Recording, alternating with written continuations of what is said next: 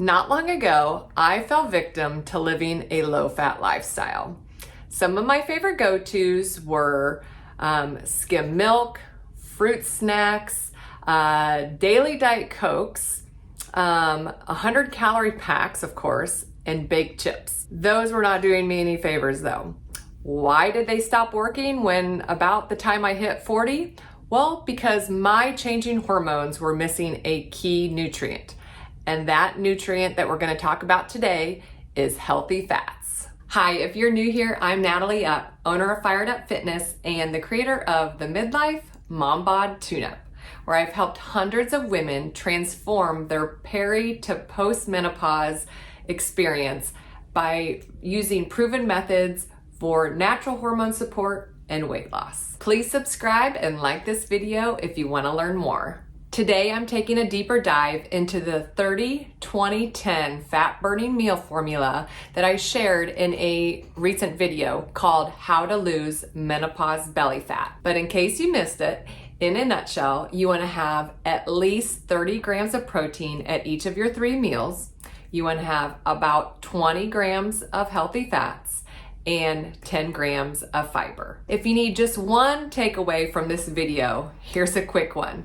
You need to eat fat to lose fat. Why? Because healthy fats are crucial in supporting our hormones both before and after we hit menopause. Fats contribute to the production of our hormones. They help stabilize our blood sugar. They support our thyroid. They decrease inflammation and help regulate hunger. And they've even been shown to decrease the likelihood of depression and mood issues. Before we dive into the good stuff, let's talk about those inflammatory fats, or the fats that we really want to avoid. To find these fats, it's only going to be on those foods that contain a label.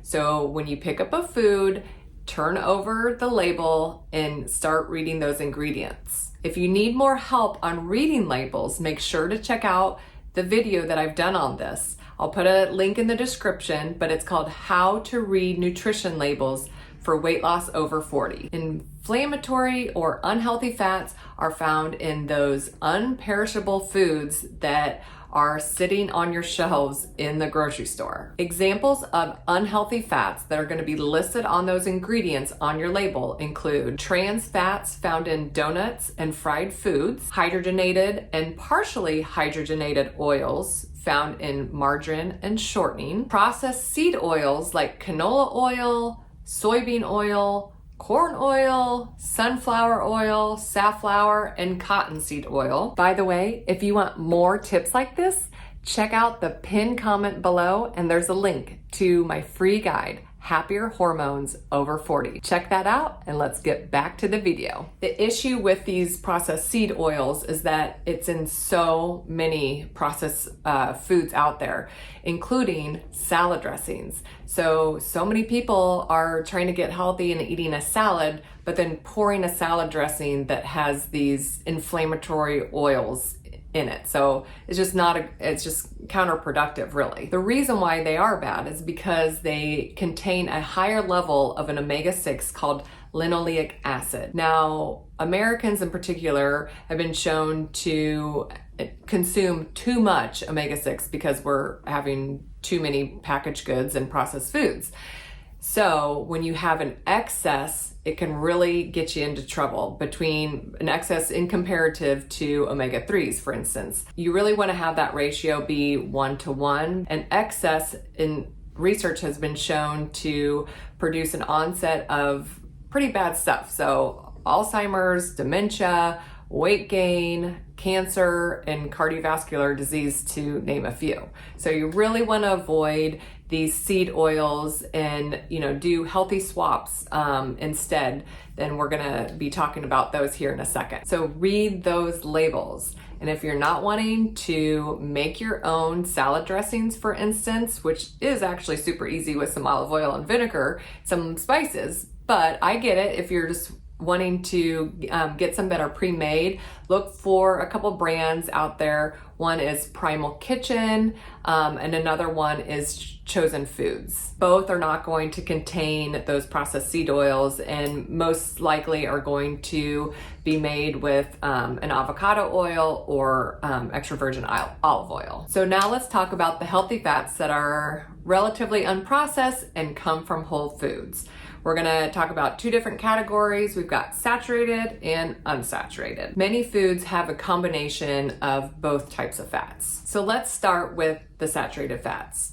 Contrary to some myths out there, saturated fats are not actually the bad guys. They still play a crucial role in hormone production and cell structure. You just want to make sure not to overdo saturated fats, as they can impact your cholesterol. The American Heart Association recommends keeping your saturated fats to about 6% of your daily calories, which equals about 10 to 12 grams of saturated fats a day. But this is something that you can also see on a label under the total fats.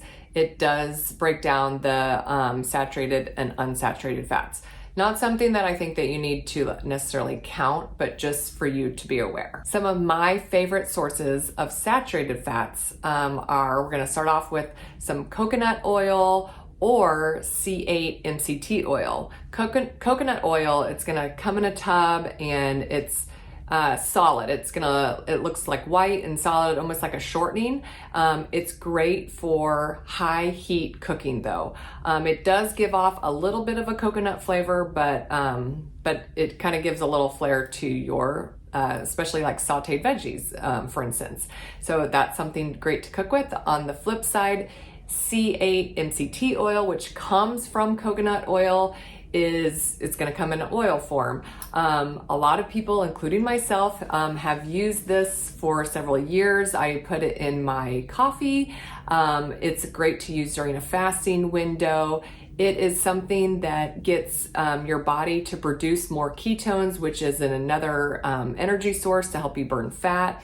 I have loved it actually for the last few years, but unfortunately, since I've been post-menopause, my cholesterol just keeps going up and up, which is very common after postmenopause, but I have a very high genetic family history of high cholesterol, so it's kind of a double whammy. So I've recently switched from putting a tablespoon of MCT oil in my coffee to an unsaturated fat that I'm going to talk about in a minute. The next saturated fat that I like is something that you should be substituting your margarine for, which is a grass-fed butter or ghee. You want to make sure when looking for a grass-fed butter that when you're looking at that ingredients on the label, that it probably should only include two things: cream and salt. Kerrygold is a brand of grass-fed butter that is readily available at most stores. That's a good one to try, as well as ghee, which is a clarified butter,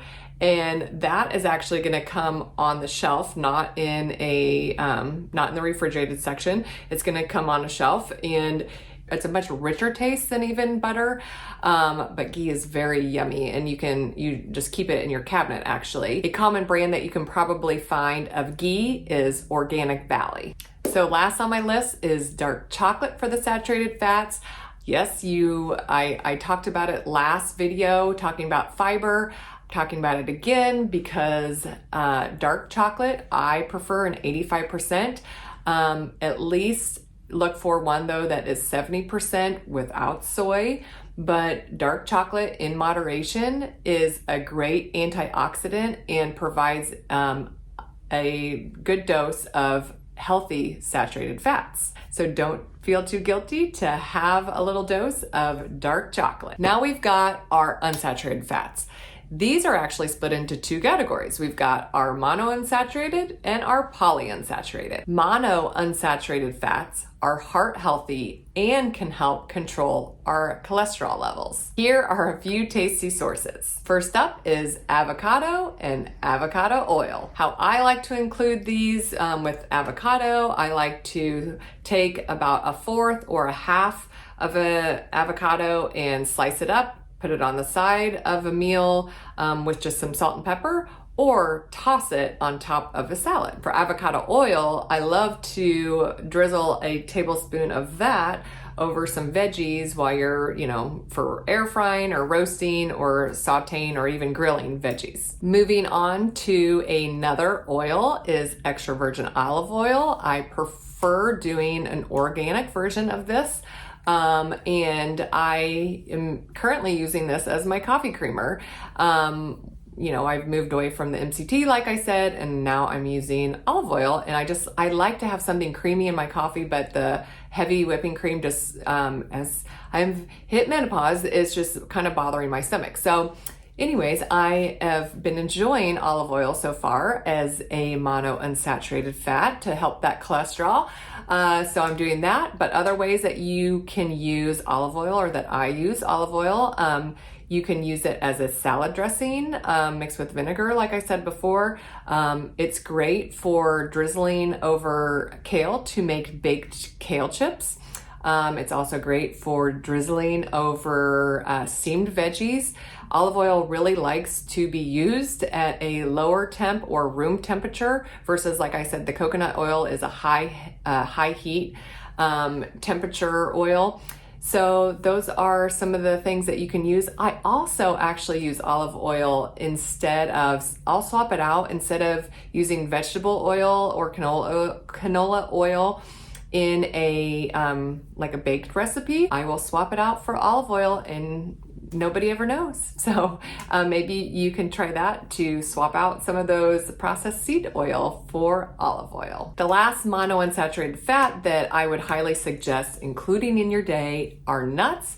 Now, these are not all nuts, but nuts in particular include almonds and cashews and pecans, pistachios, and macadamia. So if you can include any of those, or I like to have a mix of those together, I usually have one handful of those a day.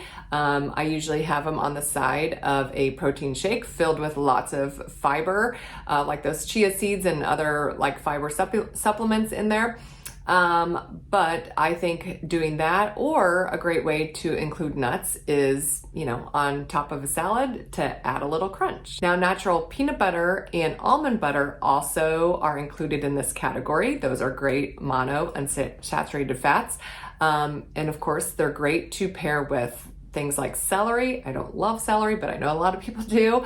Or a cut up apple. So an apple with peanut butter would be great as part of your meal to include monounsaturated fat. Okay, lastly, we have polyunsaturated fats. These are essential fatty acids that we can only get from food, and particularly you have your omega-3s and your omega-6s. And I kind of talked about this earlier, but you want to have a 1-to-1 ratio of those omega-3s and 6s. But if you just are focusing on trying to get some, at least omega-3s, you're probably going to get the omega-6s no matter what. Polyunsaturated fats are crucial for brain health, heart function, and reducing inflammation. So try to include some of these sources. First up is a low mercury, high omega-3 fish. So these are going to include salmon, trout, mackerel, anchovies. These are the type of fish that are going to give you the highest level of these polyunsaturated fats. They're loaded with omega-3 fatty acids, and you want to aim for probably two times a week to have fish.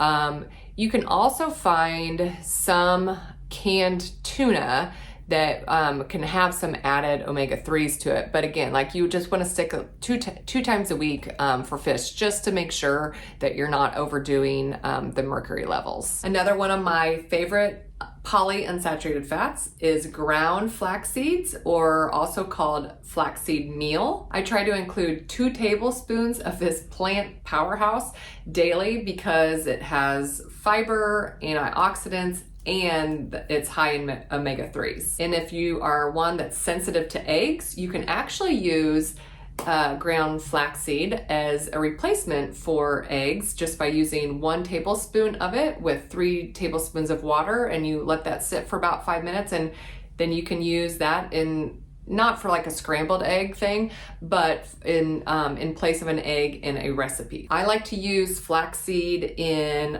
both mixed in Greek yogurt sometimes, just to give it a little extra nutty flavor. Definitely in protein shakes, this is an easy way to do it. But another way to get flax seeds is by, these aren't ground, but they're called flackers.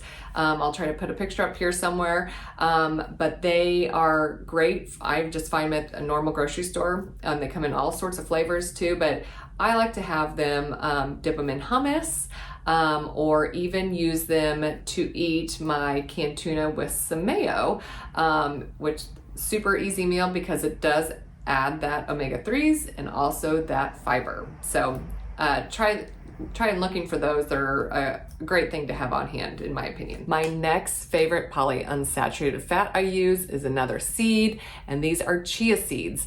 I talked about these in my last video on fiber. They are awesome for fiber dose, even more so than flax seeds, but they are also a good dose of omega-3s. So see, if you do not like fish, you can just incorporate these seeds and get your dose of omega-3s. So the way I like to use chia seeds, again, super easy in a protein shake each day, 2 tablespoons.